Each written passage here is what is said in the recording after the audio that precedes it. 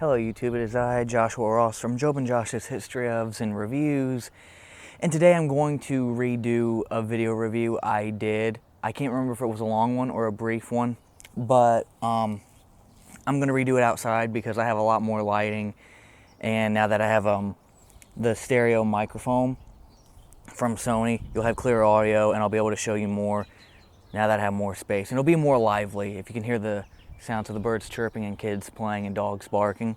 But anyway, I'm going to do the review on the FD to EOS camera adapter. I bought this from eBay for 25 bucks free shipping, which I'm pretty sure that the shipping was the extra $5. I mean, like, that's okay though, because it got to me in 3 days from Missouri.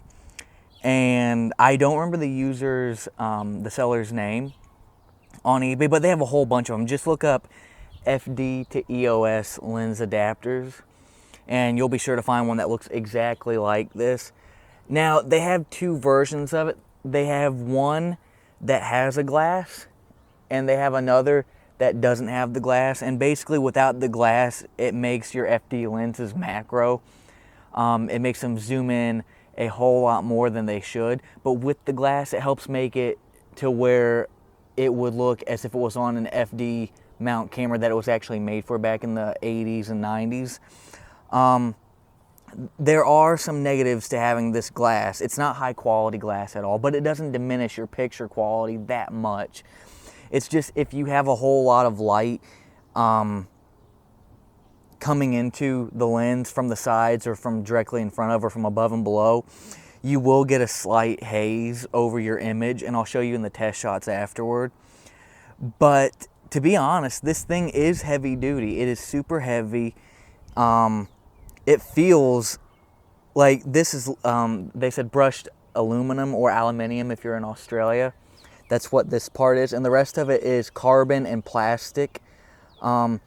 I would recommend not scratching the glass too much. I mean, when I got this, all these scratches, I don't know if you can see, but there's some scratches on the glass. That's how it came. And like I said, it's because they don't use high quality glass in these. Now, I know some of you are probably wondering, well, what does it look like mounted and how do you mount it? And I'm here to show you this right now. Now I'm going to show you how to fit this adapter onto the 70 to 210 millimeter FD lens. What you want to do is you need to find the red dot right there and match it up to the red dot on the lens right here, right there. And some of these FD lenses, especially the bigger ones, have this little silver knob button. You need to push that in once you match them up, otherwise it won't let you add your attachments to the lens. Snug fit, and then you hold the silver button and then you twist it to the lock position right there. It'll say lock and you move it that way, and that's how you attach it to the 70 to 210 millimeter FD lens onto your EOS Rebel camera. Next, I'll be showing you how to do it to the 50 millimeter, which is a little bit more difficult, but we'll get through it, I promise. Alright, so basically it's the same concept. You match up the red dot, except this time on the 50 millimeter. This one, it's on the actual ring bar itself. You match up the two red dots, but you have to twist this ring bar and not the one on the FD to EOS lens adapter, which is a lot harder because you have to have quite a fine grip to get to completely lock, and then it'll snap into place as such.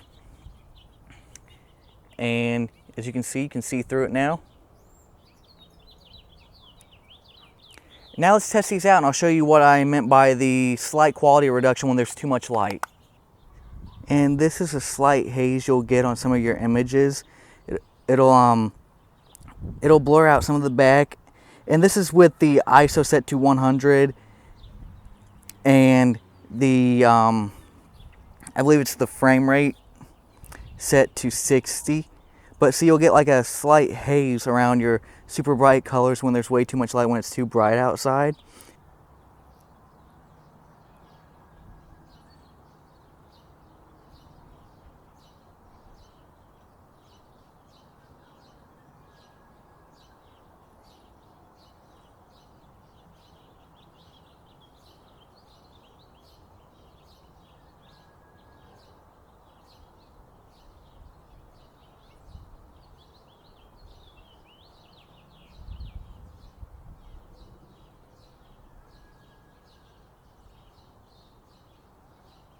So in all honesty, if you were to ask me if I would recommend this lens adapter, I would say yes. Get the one with the glass unless you want super up close macros. If you're using like the 70 to 210 millimeter or the 70 to 300 millimeter FD lens, then that'll let you, I think it'd probably double it. I think I've read on the internet.